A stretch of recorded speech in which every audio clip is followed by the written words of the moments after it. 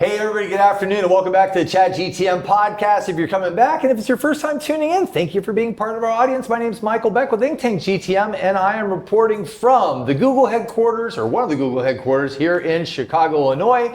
We're in town for the National Restaurant Association show, and our friend Lisa Landsman here at Google invited us over to do a sneak peek at some of the really cool things that Google's working on. And today we're actually here with somebody really interesting because you represent Wing.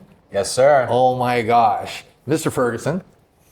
Is it Kent? Kent. You got it. See, my problem is I got up at 4 a.m. I'm still fuzzy, but I'm not cutting this out. So Kent, like, dude, I've told you my name 5 times, Beck. So how are you today? I'm doing wonderful. Yeah? Where'd you come in from? Oakland. Flew in last night. So I can't complain. He flew further than I did. Yeah. So, Kent, you are in partnerships at Wing. How long has Wing been doing this now? Well over a decade. Well, wow, really? Yeah. So just to give you a sense for like what is Wing and where does it fit in? Yeah, you're sitting in the Google offices. So Wing is a standalone company within the Alphabet family of companies. Okay. I would say Google is our big sister. So Wing larger. Is a Google company? Wing is an Alphabet company. So as is Google. Google's an Alphabet company. Got it. And so we work very closely with them. And the inception story, the founding story of Wing started within Google X. So Google X is Google's moonshot factory. They try to tackle really important problems with breakthrough technology. And Wing came out of that. And there was like this fundamental, you could just look at delivery at that time in 2012 and it exists today, where you see these orders, think your lunch or a family meal or a quick snack, you name it, being driven around a city, being driven around a community, and you could just look at it and it's like, there has to be a better way. Yes. And that was the impetus for it. Yeah. And then fast forward to where it is we are today with Wing, we're now doing those deliveries in 5-minute flight times, thousands of times a day. And so was that the original use case, was food delivery, or do you have other things in mind? We were considering lots of things. Yeah. That's the main one. And that's the one that carried the day. Yeah. Now, food is but one vertical that we're focused on. Sure. There's, of course, retail. We do blood sample delivery in London for the NHS there. Wow. But we're super excited about what it is we do with food. And we're happy to be here for this weekend's conference. Yeah, I had no idea how powerful this is. We were in Texas last week and had a similar type of delivery. And from the moment that my friend ordered this at his house, the click, it was in the yard, descending from the sky in 5 minutes. That is the promise. That is mind-blowing. Regularly realized. Yeah. I think it fundamentally changes the way consumers behave too. When you have a moment of need or desire or indulgence, to be able to satisfy that in just but a few minutes, literally in some cases, that changes how you think about things. What's the ideal operational environment for Wing? Is it dense urban clusters like what we have in Chicago here? Is it more of the spread out areas with yards? And where does that really fit in best? I mean, there are a lot of considerations. Yeah, of course. So first we need to service, a high number of consumers. When it comes to delivery, demand density really matters. Mm-hmm. You need to have the products, the things that, customers want. So that implicates having a dense number of merchants within the area. Mm-hmm. Our partners oftentimes have their own sort of desires and priorities around where it is they want to be. And we like working with really forward-leaning communities and markets that are super excited to welcome this new technology. When we're talking about this kind of service, is it, because you can do this a number of different ways. You can say we're a first-party solution, we're a third-party solution. How do you look at this? Is it a shared service among different restaurants? Yeah. Is it one-to-one per restaurant? Do they have their own fleet of these going out? How does that work? So I think there are lots of components to how we service communities, right? And I want to decouple them as best as I can.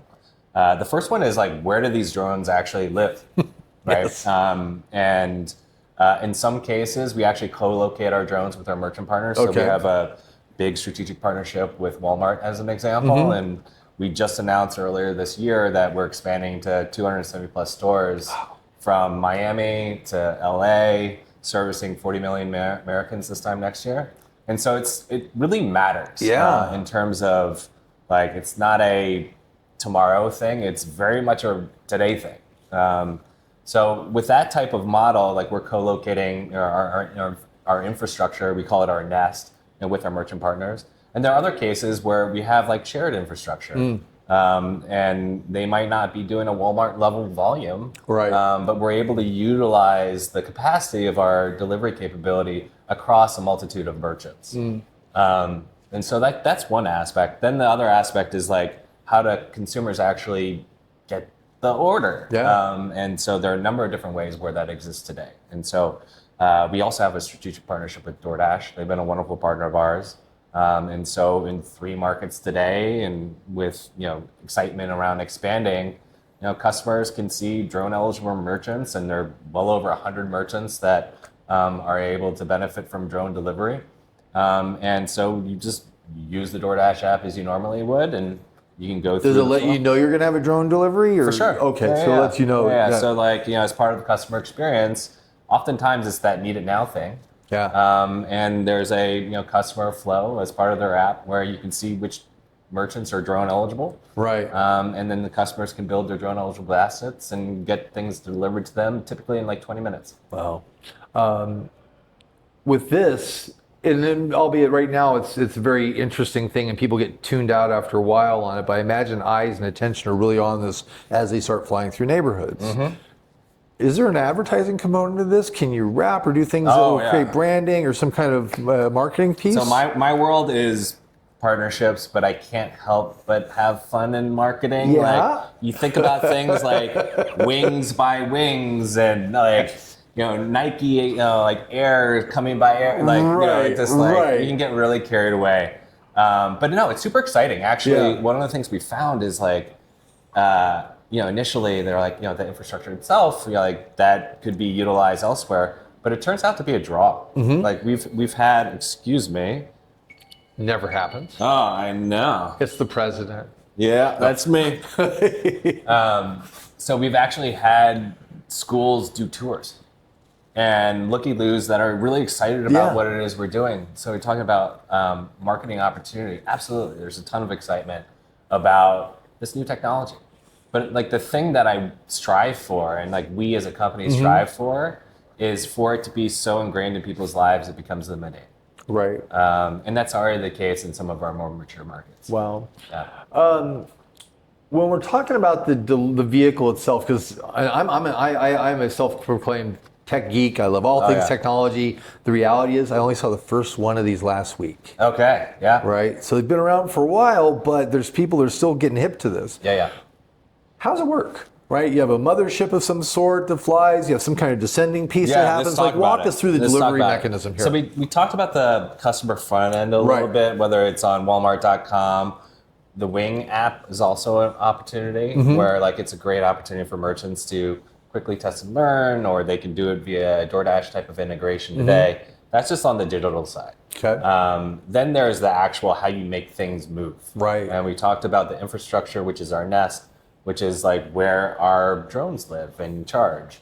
When an order is placed, those drones need to go pick up the order. And so the order is then transmitted to whether it be a retail store or a restaurant. They would prepare the food as expected, put it into a package, and then we need to get that package onto the drone itself. Right. And we have a few different solutions there. Either if we're co-located, we just bring it out to where the drones live, or a drone can travel to a restaurant and hover and drop its tether, and a store associate can just put it on the tether, it gets pulled up, and then continues on its way to the customer.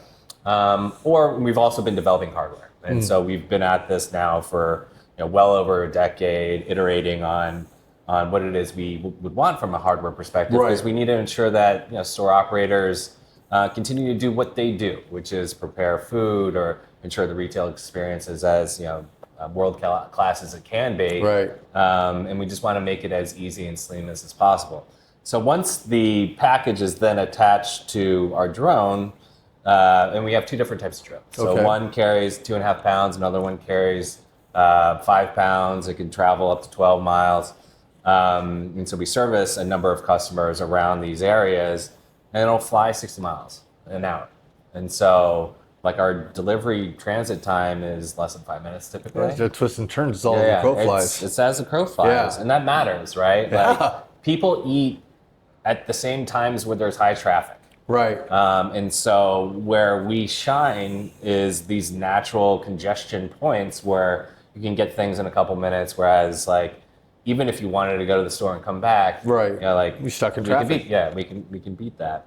And then the consumer will ultimately receive the order. Right. And so, you know, if you stretch out your arms and you look up, and as long as it's unobstructed, we can deliver there. And this is, you know, front yard, backyard, even in apartment complexes, we have a concept A of common spot or common something. spot. Exactly. And we've started to aggressively expand that too, because our goal is to serve as many customers as possible in the best way possible. Wow. What excites you about this? I mean, I can only imagine, but like, what do you geek out on Yeah, about I all mean, this stuff? What I'm most excited about is like the technology is the first thing where you're like, oh, that's interesting. I Yeah. haven't seen that before. I'm most interested about how speed and consistently fundamentally changes the consumer behavior. Yeah. When you have that like moment of need, instead of like writing on your to-do list, if you can get it within, you know, less than 20 minutes, less than 15 minutes, like, does that fundamentally change how consumers interact with the merchants around them? Yeah. And we've started to see that. Like, we've started to see those order behaviors with, we talked about Walmart as being one of our big strategic partners. Yeah. Like, our hypothesis going into it was these need it now moments, like think over the counter, you know, medicine, or, you know, the baby wipes, or you name it, like Lunchables, Yep. which is another big seller for you know, them. For like tomorrow's kids' lunch, you're like, I forgot something. Like, that was like our hypothesis going into it. But ultimately, customers tell you what you are. Right. And it turns out that like that need it now use case does exist and actually drives behavior. And so we're just excited to see how that continues to evolve as we get this out to more customers. And I'd be remiss at my job if I didn't ask you about the partnership aspect. Oh, yeah. So you're in partnerships. Who are you looking to talk with? What companies? What kind of companies should be calling you, talking Totally. to you, have that conversation with? Yeah. So just this past week, we announced our partnership with Papa John's as an example. And I think they're representative of the types of partners that we Yeah. like working with. In that, like, they're a customer-first company. And they don't do innovation for innovation's sake. They look to use innovation and technology to better serve their customers, to better serve the associates within stores. And so the announcement that we made the other week was a combination of things. One, we're starting to service their order volume today, but we're also being part of the Alphabet ecosystem and the Google ecosystem, going to be part of how Google is enabling Papa John's to better service customers with this agentic like chat functionality. And that, again, just lessens the friction of how customers would interact with you as a merchant and as a brand. Because, you know, for Papa John's, you know, pizza, that's a complicated order. Yeah. You know, I have 2 young kids, they're crazy about pizza. They have pizza parties, like, and they're very particular about what it is they want. Yeah. And to be able to engage with a different AI-enabled front end, which is powered by Google Cloud, they're able to do so in a much more frictionless way, right? And when you couple that with drone delivery, that again adds another layer of frictionless. Yeah. And so that's the world that we're hoping to build, and those are the partners that are very forward-leaning and looking to serve their store associates and customers in a better way. Did you think you'd be here right now when you're growing up talking about this company you work for? That has, I mean, I guess when we're kids, we imagine the biggest thing possible, but I didn't think I'd ever see this in my life. You know what's really funny? Like, there was always the concept of the flying car. Yeah. And we talked about like the impetus of wing and you know, why does it make sense to be putting these, you know, single orders in these 2,000-pound cars? Like, to some extent, this is the flying car. Yeah. Not in the Jetsons type of way, but like it's serving the same purpose. Yeah, I guess we have to change how you're thinking about why we don't need to put a person in the air to do this thing, or a 2,000-pound vehicle in the air. That's right. How do we accomplish it? Yeah. And it's it's better for the environment Yeah. too. It's like 50 times more efficient than a gas-powered car, and so these are all the areas that I continue to be excited about, and our merchants do, and communities do as well. In the partnership side of things, I imagine that there's also there's a legal aspect to this. FAA does not mess around, Oh, right? they do not. And how does that work if you're going into a new market? Is the approval already given based on the work you guys have already done? You have to apply for that in the new markets you enter into? Yeah, so as you said, we're regulated by the FAA, and as you would expect, the FAA has a very high bar for safety, and that's been foundational to everything that we've done within Wing. We continue to. Yeah. And so we are regulated as if we're both Boeing and United Airlines as an operator. Wow. And we've had lots of fun stories throughout, like the evolution of how we work with the FAA around like getting exceptions for seatbelts, and it's like it's hard to put a seatbelt on. Hard to put a seatbelt on a drone. Stop the cheese from sliding on the pizza. Or like putting safety manuals in your airplane. It's like, do we like so much. make that like miniature? And so yes, like we are beholden to like their very high expectations, and we've had the safety record, of course, to continue to earn the trust with them to expand much more aggressively and serve more consumers nationwide. Since you mentioned safety, what happens if it loses signal? Is there a return home function? What does it do when things go south? For sure. When you're doing hundreds of thousands of deliveries a day, like the real world is the real world, and sometimes things don't go perfectly. What it is we've seen in very rare instances is like if our autonomous drone, and so that's another thing we're mentioning, like all these are autonomous deliveries. No human in the loop at all? Well, so we do have a concept of a pilot. Okay. One pilot can oversee 80 drones simultaneously Probably the flying. final mile is the things going down, I would imagine. Well, so the pilots actually don't even control the drone. Okay. I mean, they're there to make decisions based off of maybe environmental factors or Air Force One is coming in, or like something like that. But we do have that concept.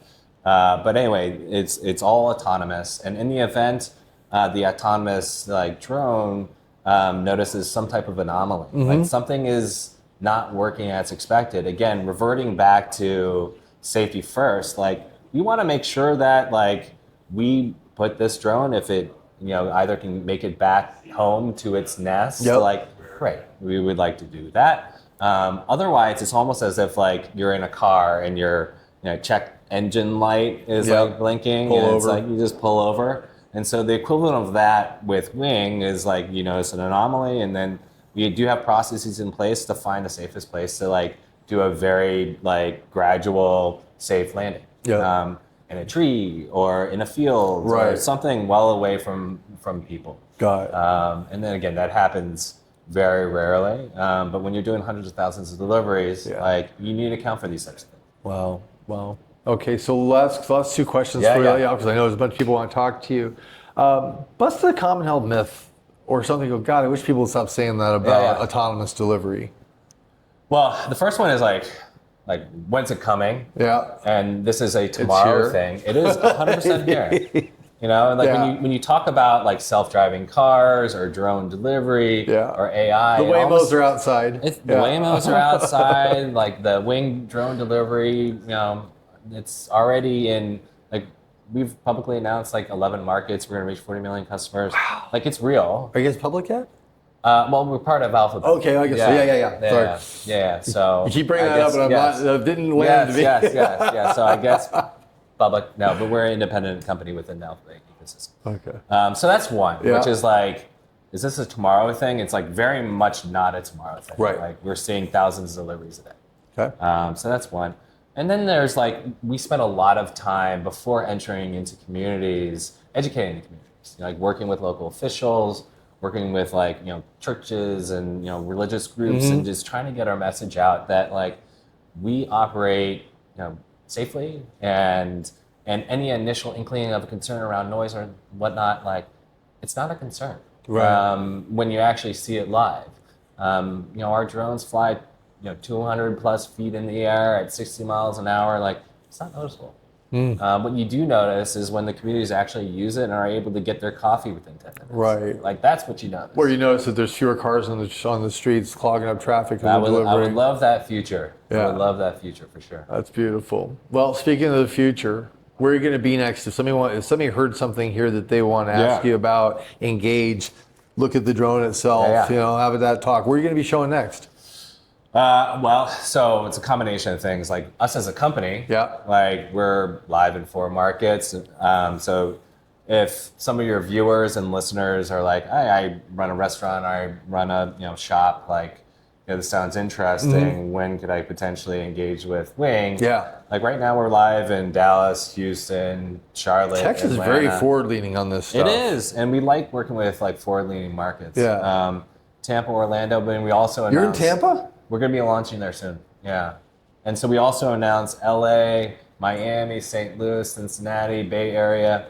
And so that's what it is we're excited about. Get this out to tens of millions of customers. Wow. Well, when you launch in Tampa, I hope I'm just send me a note or something because I want to be one of the first people to test it, record it, and share it with everybody. Sounds good. And then as far as trade shows or public-facing functions where they could talk to you or your team, where's that going to happen next? So like we're here this weekend. Are you doing the NRA show? We're in there NRA show, and we have a booth there. And to the extent that your listeners are here now, and it's all very real time, like come visit us. Cool. You'll be able to see the drones. You'll be able to see the packaging. What's the booth number? Do you know?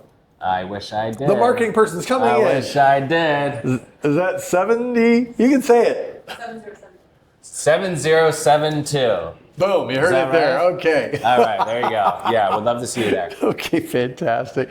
Well, everybody, I know that we have to get going for more Google fun here, everybody, but this has been Kent with Wing. If you have any other questions, I imagine Kent has a place on LinkedIn that you can find him. Kent Ferguson at Wing.